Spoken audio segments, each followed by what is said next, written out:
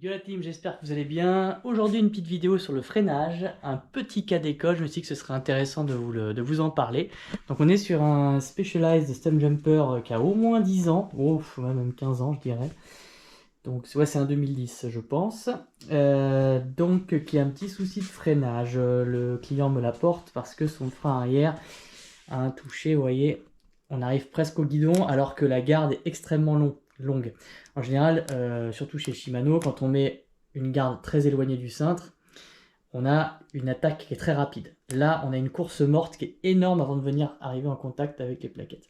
Donc on pourrait penser que c'est une purge, mais peut-être pas. Et donc, dans cette vidéo, je vais vous expliquer comment analyser un problème qui survient au niveau de votre freinage. Voilà, et si vous êtes prêts, c'est parti.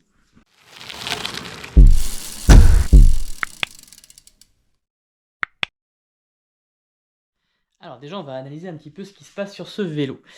Les freins, on voit que c'est des Shimano SLX qui ont été montés au même moment sur le vélo. Ce ne sont pas les freins d'origine du vélo, puisqu'on constate que les disques ne sont pas des disques Shimano. Ça, c'est des disques, je pense, Avid à mon avis. Avid ou Ace, ou Tektro, ou quelque chose comme ça. En tout cas, c'est pas du Shimano, peut-être du Tektro, ouais. Donc déjà, on voit que c'est pas les freins d'origine du vélo. On voit que le vélo, il est un peu ancien, mais que les freins sont un peu plus récents. Ce qu'on peut constater, c'est donc que là, l'écartement entre le cintre et le levier est très important. Donc en théorie, on devrait avoir une attaque très rapide également.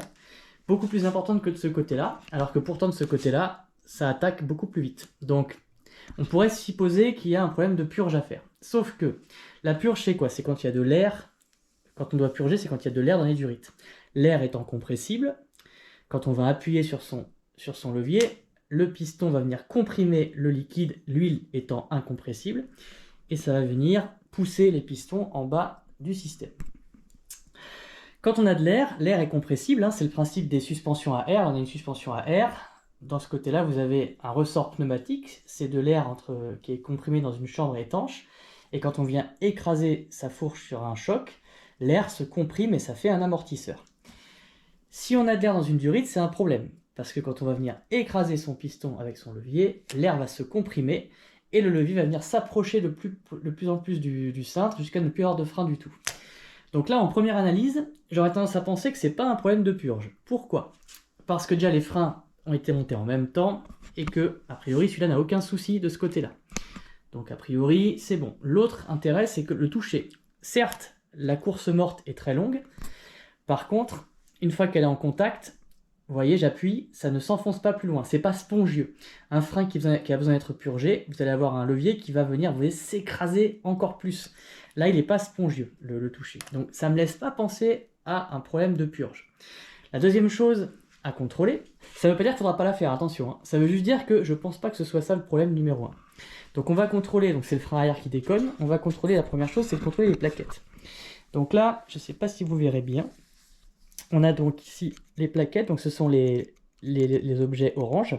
Donc la partie orange, c'est le support de plaquettes, qui peut être en métal, en aluminium, en différents matériaux.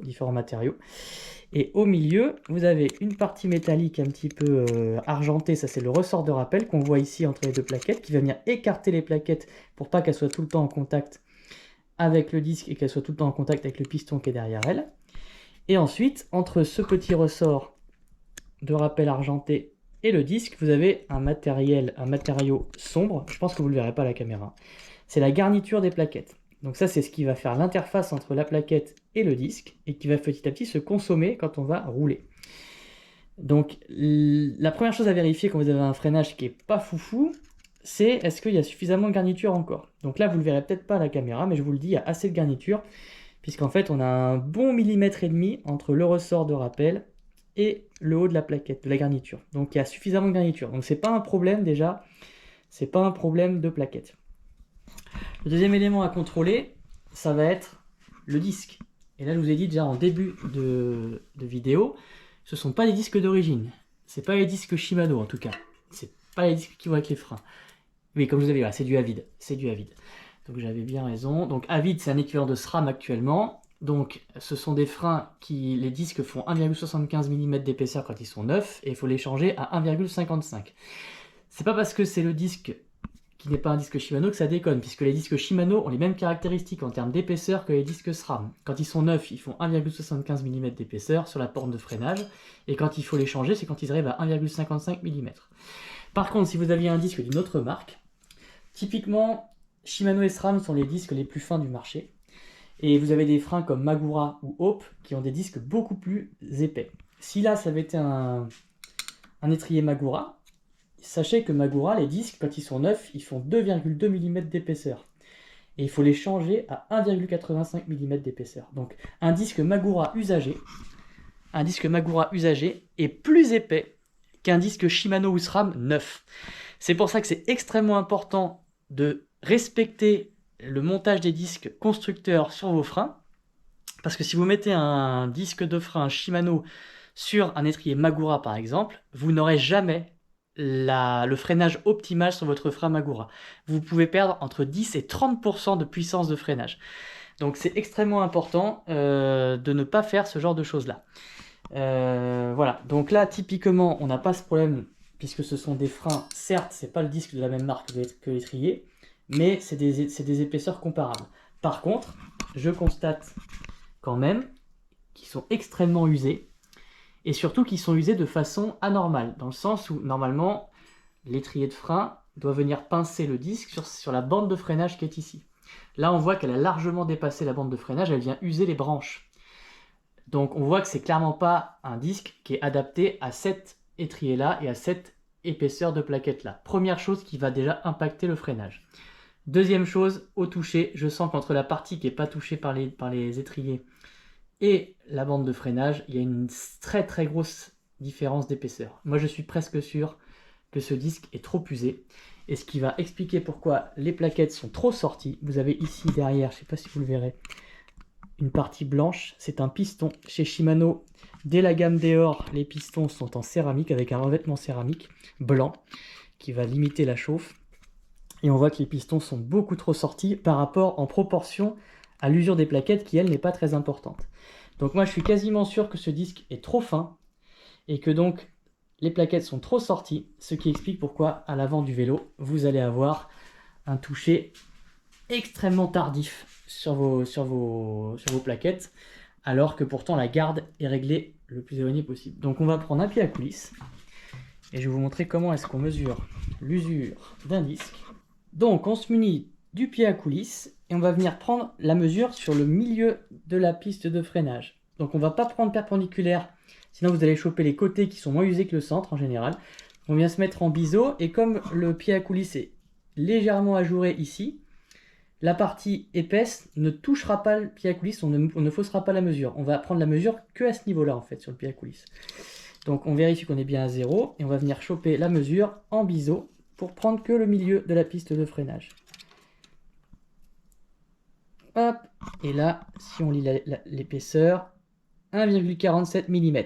Donc l'épaisseur minimum pour un disque à vide SRAM ou Shimano, c'est 1,55 mm. Donc on est largement en dessous de la cote d'usure maximum sur ce disque. Alors méfiez-vous aussi, par exemple j'avais eu 1,60 par exemple, c'était encore dans la norme de tolérance. Ne vous contentez pas d'une seule mesure. Un disque ne s'use pas de façon harmonieuse partout, puisque par définition, quand on freine, on ne vérifie pas qu'on freine au moment où le disque a été moins usé.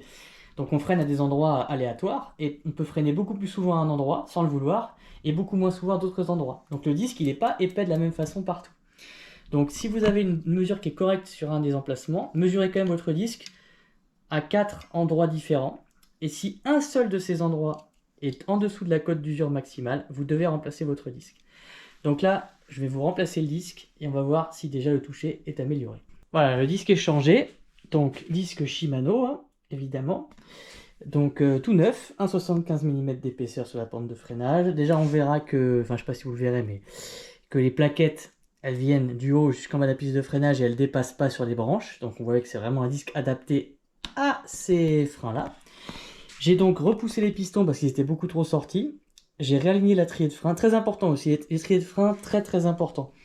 Un étrier de frein, il peut être, enfin le système peut être bien purgé pour avoir un disque neuf et des plaquettes en bon état. Si votre étrier n'est pas aligné et que la plaquette de droite par exemple doit sortir plus que celle de gauche pour venir toucher le disque, ça peut créer une course beaucoup plus longue au niveau du levier. Donc l'idéal c'est de venir aligner son étrier sans les plaquettes. Alors, vous savez quoi, je ferai une vidéo pour ça un jour. Mais en gros, il faut que ce soit parfaitement aligné, ce que j'ai fait. Donc j'ai repoussé les pistons, j'ai repositionné les plaquettes, la roue tourne librement. Et maintenant, le verdict,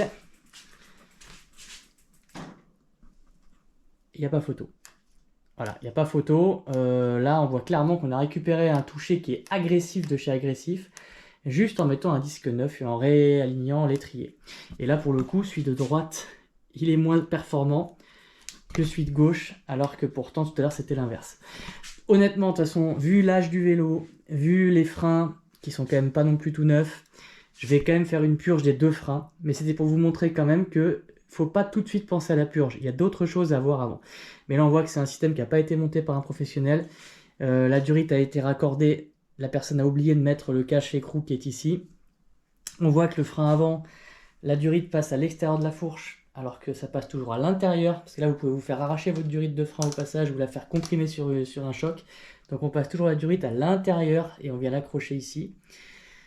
Donc on voit que ça n'a pas été monté par un pro. Et donc par acquis de conscience, je vais quand même faire les 2 purges de frein.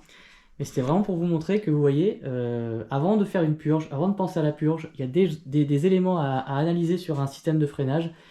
Et même si je fais la purge, il aurait de toute façon fallu changer ce frein, ce disque de frein qui était beaucoup trop usagé et qui n'était en plus pas la marque d'origine du frein. Voilà, j'espère que cette vidéo vous aura plu. En tout cas, c'était vraiment à chaud. J'ai décidé de faire ça au dernier moment. On est mercredi matin, je vous poste la vidéo ce soir. J'avais rien anticipé, je suis vraiment à la bourre complet. Normalement, semaine prochaine, il est fort probable que ce soit la sortie de mon nouveau Dream Bike Build. C'est pas sûr à 100%, mais normalement, ça devrait sortir mercredi prochain avec une très belle marque française. Voilà, donc restez bien connectés, abonnez-vous si ce n'est pas déjà fait, petit pouce en l'air, petit commentaire, partagez sur vos réseaux, c'est important pour faire connaître la chaîne. Et puis donc on se retrouve mercredi prochain à 18 h, que ce soit pour le Dream Bike Build ou pour une autre vidéo tuto. Allez, ciao la team et bon ride!